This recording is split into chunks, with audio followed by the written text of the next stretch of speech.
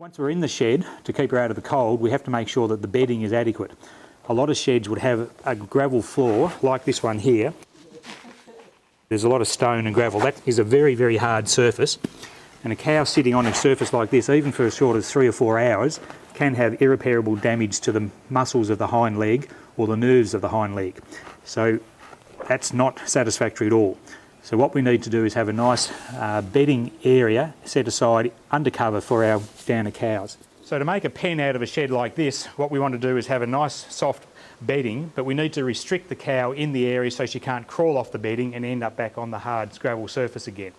So what we can do quite easily is using a couple of large bales, making a square that's 2 or 3 large bales wide. And then what we want to do is have the wall of the shed. Now this isn't suitable because it's not high enough. A cow would try and jump over that. So we'd need to have hay bales along here, or perhaps a proper 12-foot gate to make a side, a gate across the front here, and another 2 or 3 bales to there. So that'll give us an area of about a 12-foot square, a 12-foot gate square, something of that. And then we can bring in lots of bedding. And over here we've got some sawdust here ready to go. So with our tractor we can then go and use the bucket, pick that up and have about a foot, so 30 centimetres of nice soft bedding within our area. The cow can't crawl off the bedding. She can't go and hurt herself by trying to stand up and run away and dislocating her hip. She won't end up in the mud outside in the gravel.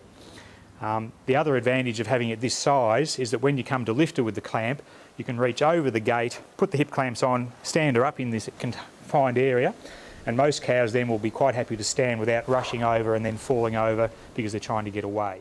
So this is an example of some excellent nursing. This is a purpose-built shed by the farmer here to have for his downer cows, and he also can use it as a sick pen for his hospital cows. You can set up a nursing environment within a hay shed, but often that's full of hay in the wintertime when you need it.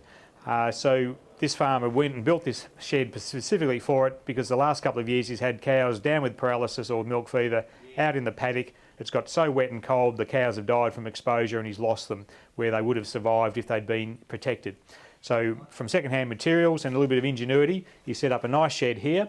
It's high enough you can bring the tractor in and lift the cow up. So it's got the height.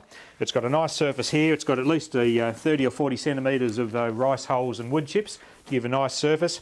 It's totally enclosed so the cow can't crawl out or do herself any damage. So with a little bit of time and effort, he's got a very good facility. The chances of a cow surviving in here compared to outside in a wet, cold paddock is something like about 30 times greater. So it really is a dramatic difference in the survival rate and well worth investing in a good nursing facility for downer cows.